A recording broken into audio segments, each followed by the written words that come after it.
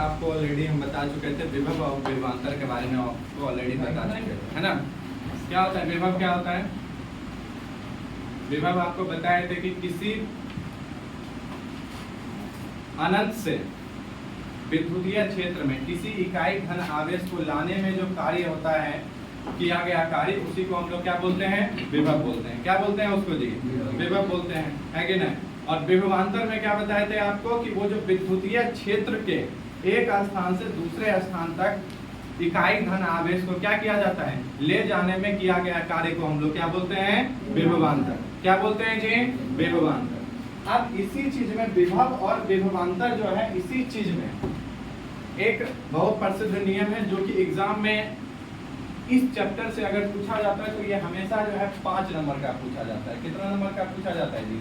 5 number का इसको पूछा जाता है। हालांकि 2 नंबर का भी पूछा जाता है। 2 नंबर में क्या पूछा जाता है वो भी बता देंगे, और 5 नंबर में क्या पूछा जाता है ये भी बता देंगे। लेकिन ये एग्जाम में बहुत इंपॉर्टेंट है। या तो फर्स्ट सिटिंग में आप देख पाइएगा कि फर्स्ट सिटिंग में जो है अगर कूलाम का अगर नियम आ गया तो सेकंड सिटिंग में ये जरूरी है कि उसमें जो है ये ओम का नियम देता ही देता है। बहुत इंपॉर्टेंट ये है फिजिक्स में, ठीक है, ओम का नियम। तो इसको हम लोग देखते हैं कि ओम का नियम क्या है। तो ओम का नियम जो है, ओम एक वैज्ञानिक थे। ये ओम नमः शिवाय वाले ओम नहीं है, ओम एक वैज्ञानिक थे। उनका जो है पूरा नाम था, वो पूरा नाम था उनका जॉर्ज वाइसमान ओम। हिंदी में इसको ओम जो है ना OHM लिखते हैं, OHM ओम लिखते हैं। OM वाला ओम नहीं होता है हिंदी में। इंग्लिश में अगर जब भी हम लिखेंगे तो OHM ओम लिखेंगे, और हिंदी में ओम हम लोग लिखेंगे। तो इसको हम लोग बोलते हैं, ये जो है इसके कौन थे, इसके कौन थे जी? किन्होंने ये नियम बनाया था? किस वैज्ञानिक ने? तो जॉर्ज वाइसमान ओम ने। जॉर्ज वाइसमान ओम ने इन्होंने क्या किया था? ये नियम बनाया था। अब ये नियम कहता क्या है?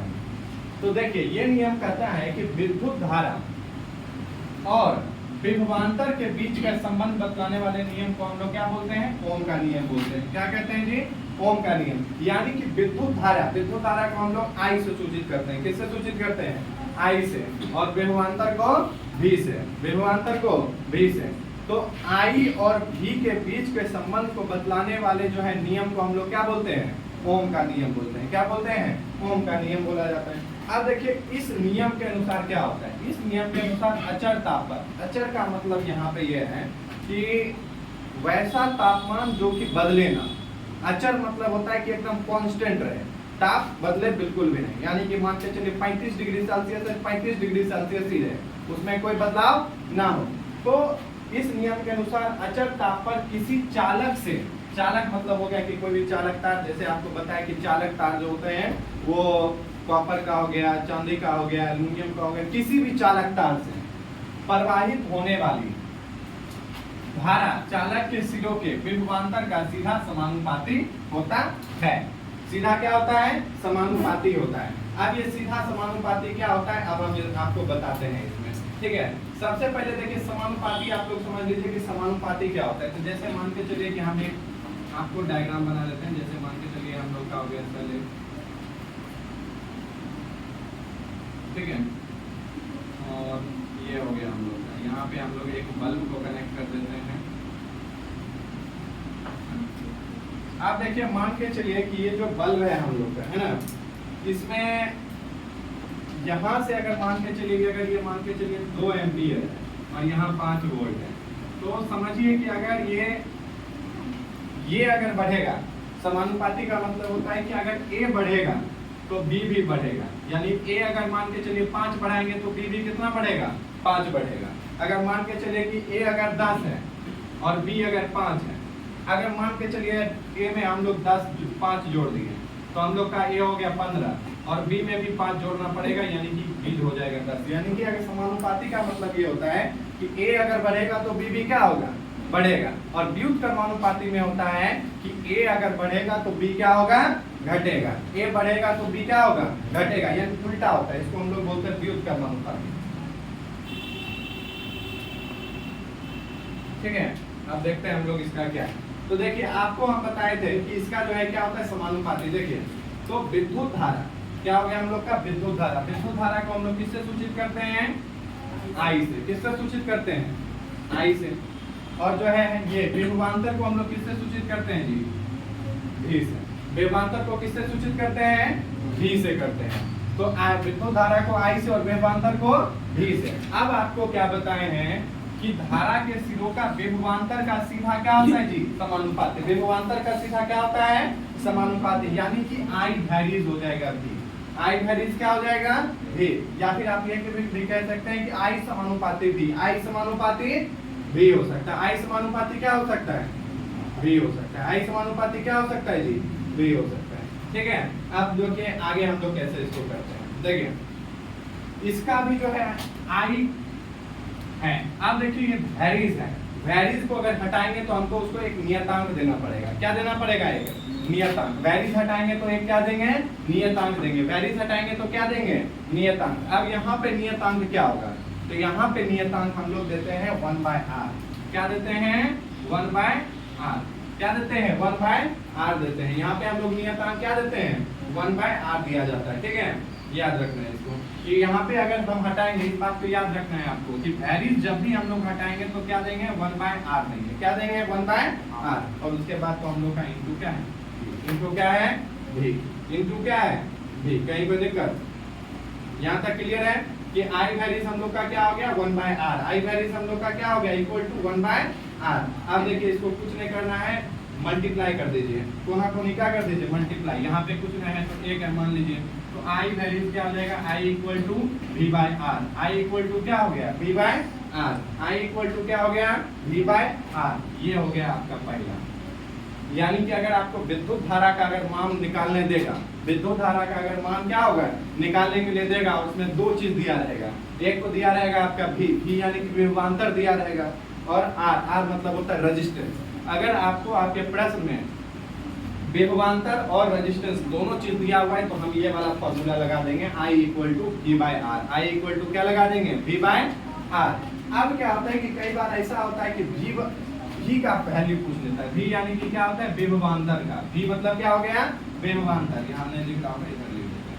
v का मान पूछ लेता है तो v बराबर क्या हो जाएगा हम लोग को, तो आपको पता है v इधर आएगा, I उधर जाएगा। तो यानी कि क्या हो जाएगा, मल्टीप्लाई में हो जाएगा, v बराबर IR। v बराबर क्या हो जाएगा, IR। यही है आपका ओम का नियम। ये क्या है, ओम का नियम। ओम का नियम। आप पूछेगा सर इतने हुए हैं, बिल्कुल नहीं इतना होगा। अभी आपको बताए थे ना कि इसमें एग्जाम में होता है दो पूछता है, या तो ये 5 नंबर का पूछेगा या फिर ये 2 नंबर का पूछेगा। तो 2 नंबर का अगर पूछेगा तो आपको ये जितना लिखवाए यहाँ से लेकर यहाँ तक अगर आप कर दिए तो आपको 2 नंबर में पूरे के पूरे 2 नंबर आपको एग्जाम में मिल जाएंगे। कहीं कोई दिक्कत वाली बात इसमें नहीं होगी। ठीक है, 2 में 2 मिल जाएंगे। अगर एग्जाम में 5 नंबर का पूछ लेगा तो वो अब आपको बताते हैं कि 5 नंबर का पूछेगा तो उसको कैसे करेंगे। ठीक है, पॉज।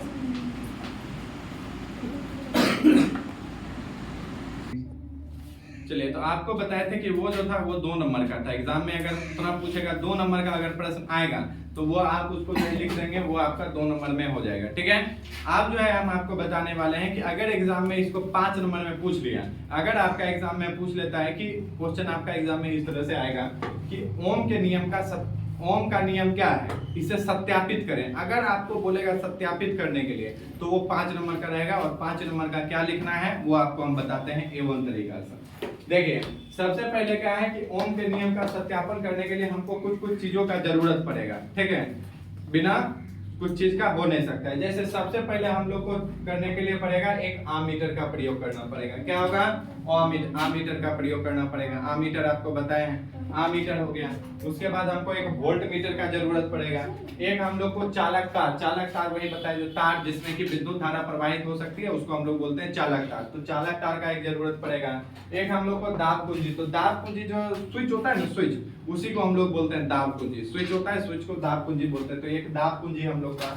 एक हम लोग को बैटरी का जरूरत पड़ेगा। एक हम लोग का जो बैटरी होता है उसका आवश्यकता पड़ेगा। और परिवर्तनशील प्रतिरोध। परिवर्तनशील प्रतिरोध का यहाँ पे मतलब ये है कि वैसा प्रतिरोध जिसको कि हम लोग कम या ज्यादा कर सकते हैं। कम या ज्यादा हम लोग क्या कर सकते हैं, उसको कर सकते हैं। उसको हम लोग बोलते हैं परिवर्तनशील प्रतिरोध बोला जाता है। परिवर्तनशील प्रतिरोध बोलते हैं।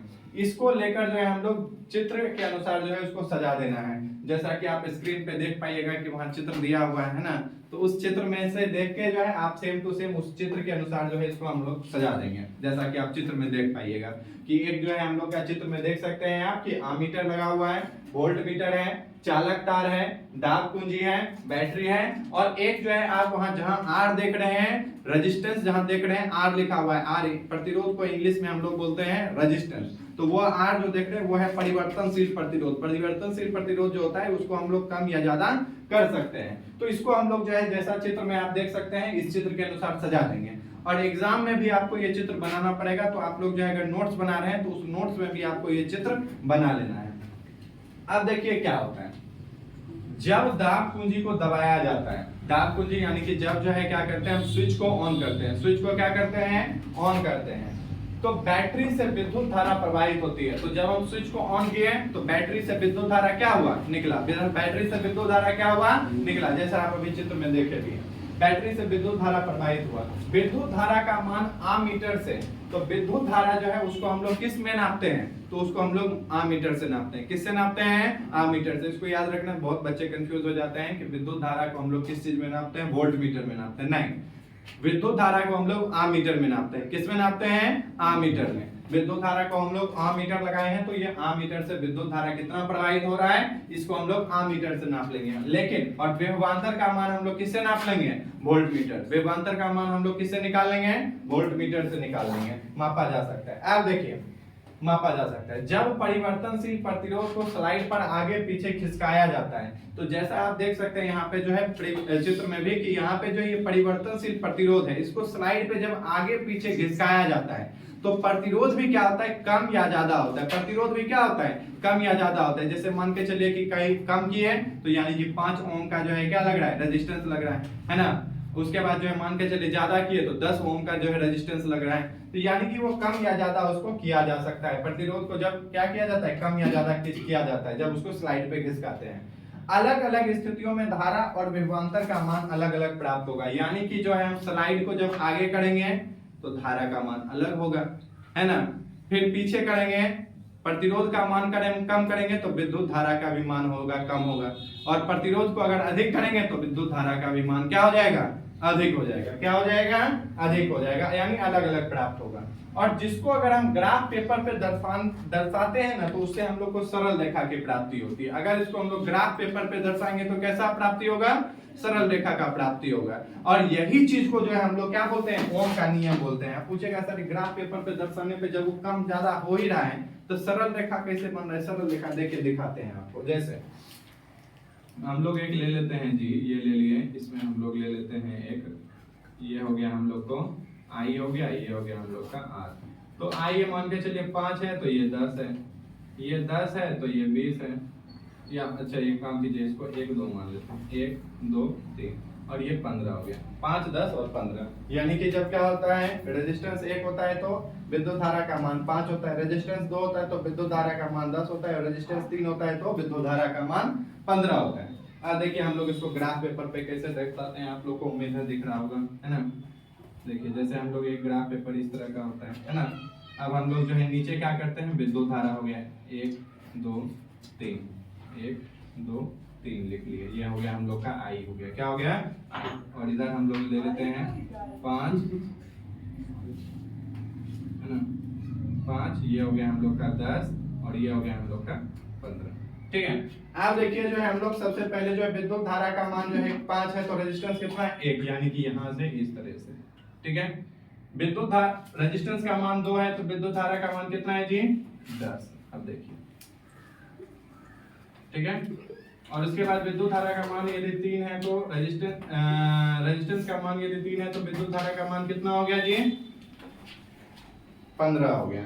आप देखिए इसको अगर मान के चले यहाँ से अगर आप मान के चलिए स्केल से या किसी भी चीज से अगर लाइन अगर सीधा मिलाइएगा इसको तो देखिए सरल रेखा की प्राप्ति हो रही है। बिल्कुल देखिए एकदम सीधा रेखा बन रहा है कि नहीं, तो बिल्कुल ये जो है आप देख पा रहे हैं, इसमें ये हो गया नीचे वाला हम लोग का हो गया रेजिस्टेंस हो गया, है ना, और ऊपर वाला हम लोग का हो गया विद्युत धारा। क्या हो गया? विद्युत धारा। और इसको देखिएगा कि जब हम सारा मान इसको भर दिए तो देखिएगा एकदम सरल रेखा की प्राप्ति हो रही है, यानी सीधी रेखा बन रही है। कैसी बन रही है? सीधी रेखा। तो ओम का नियम जो होता है उसकी जब हम ग्राफ पेपर पे उसको दर्शाते हैं, ओम के नियम को जब हम ग्राफ पेपर पे दर्शाते हैं तो उससे कौन सी रेखा की प्राप्ति होती है? सरल रेखा की प्राप्ति होती है। सरल रेखा की प्राप्ति होती है। यही है आपका ओम का नियम। यही क्या है? आपका ओम का नियम है। और अगर इतना अगर आप एग्जाम में लिख दिए, इतना अगर एग्जाम में अगर आप लिख लिए और चित्र अगर आप जो दिखाए थे वो चित्र अगर आप बना लिए तो आप समझ जाइए कि आपको 5 में से 5 नंबर मिलेगा, उसमें कोई दिक्कत नहीं हो सकता है। ठीक है। और 5 नंबर का महत्व आप समझ ही सकते हैं कि अगर 5 नंबर अगर किसी का कट गया तो समझ लीजिए 1% उसका क्या हो गया? घट गया। और 1% का वैल्यू आप लोग समझ सकते हैं कि अगर किसी का 59% आया है तो 1% जो है क्या होगा? 1% वो सोचेगा कि 5 नंबर का अगर और बना लेते तो उसका 60% आ जाता है ना। किसी का मान के चलिए कि 89% आया है तो वो सोचता है कि अगर 5 नंबर का और बना लेते तो 90 नंबर आ जाता। तो आप 1% का वैल्यू समझ सकते हैं कि ये क्या होता है। और ये ओम का नियम जो है फिजिक्स में बहुत ही महत्वपूर्ण है। ठीक है। जैसे जो है बताएंगे आपको कि ये पूछता है। आप अगर क्वेश्चन बैंक निकाल के देखेगा तो हर जो है साल जो है ओम का नियम जो है पूछा ही जाता है, 1-2 साल के गैप पे। तो यही है आपका ओम का नियम। और अगर आप जो है इतना अगर लिख दीजिएगा तो ये हो गया आपका 5 नंबर, इसमें आपको मिल जाएंगे। ठीक है। और अगर आपको ये ओम का नियम अगर समझ में आया हो, सारा कुछ अगर समझ में आया हो तो चैनल को लाइक, शेयर और सब्सक्राइब कीजिए। बहुत बहुत धन्यवाद। जय हिंद।